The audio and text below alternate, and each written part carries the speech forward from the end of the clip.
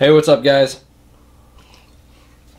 Sorry, my mouth is really dry. I wanted to make this kind of a little bit of an impromptu video, just kind of like a rant. I want to talk to you guys about something that, and yes, most of you guys probably noticed, poachers do suck. If you like this shirt, go ahead and check out my buddy Justin Czar's business venture with his good buddy. It's called Busted Rack. They make various hunting t-shirts. Some of them are quite hilarious, but this is one of my favorites that they have. But anyways, that aside, got a little sales pitch in for you, Justin. But I wanted to come to you guys because I am just utterly at my wit's end.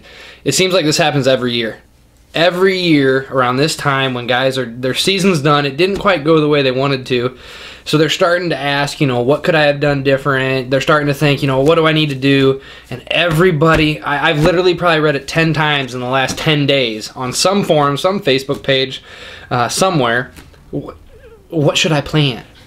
What can I do next year? What can I put in the ground? What food plot seed is there that is going to just change my hunting? The deer aren't hanging around. I need to have, what is that deer candy seed that's just going to change everything?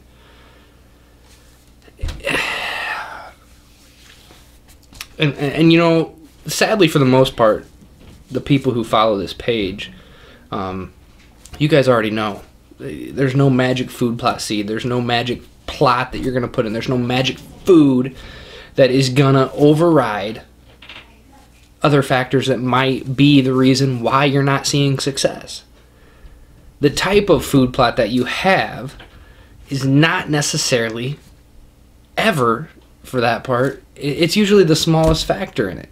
If you have a good food source in an area that the deer feel safe to come to, they have security, close enough to the food, depending on the pressure, they're going to be there. Deer think about survival and sex. And to be honest, the ladies only think about sex maybe 2 days out of the year. The bucks only think about sex for the window of the breeding season and maybe a few days leading up to it. Survival is what drives them. So I always push security, security, security. It doesn't matter whether it's a food plot of clover, whether it's a food plot of beans, whether it's a food plot of corn, cereal grains, winter peas, brassicas, tubing, tubers, purple top turnips, and groundhog radishes, or your kale, your I'm completely blanking right now, but your non-tuber type rape and things like that, brassicas. It doesn't matter. You could have all of that in one food plot. And it doesn't matter if the deer don't feel safe, and if you don't have a conducive environment that you've created through not only habitat manipulation, your visitation and intrusion and activity on the property, your entrance and exit trails in season and when checking cameras. Anytime you're on the property, everything's done with a purpose to create security.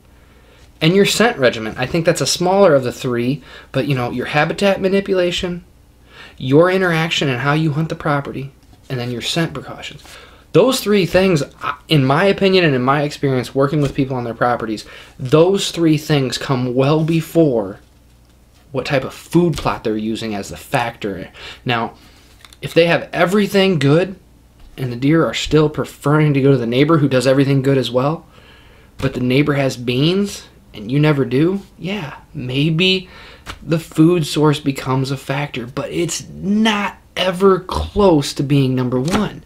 Everybody wants this surefire, easy to do, and let's be honest, when it comes to providing and encouraging and enhancing a property with deer in mind, food plot's the easiest thing, and it's the sexiest thing selling out there. Food plot companies, for the most part, besides the honest ones,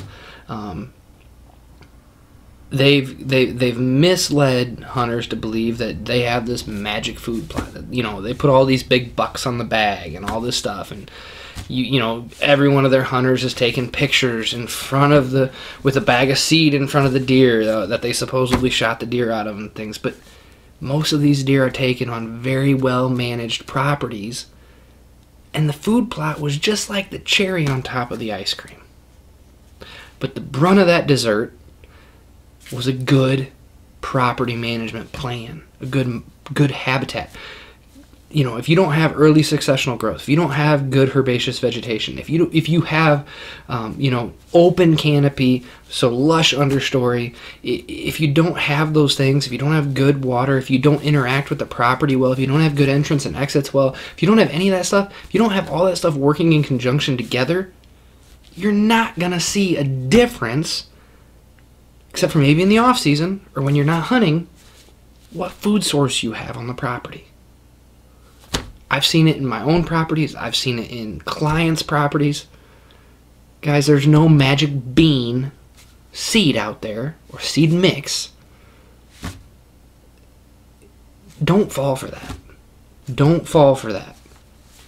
There is a big difference between quality of seed companies out there. I've done a lot of videos that don't buy crap video where I talk about reading the seed tags, the video where I talk about why I chose real world wildlife products.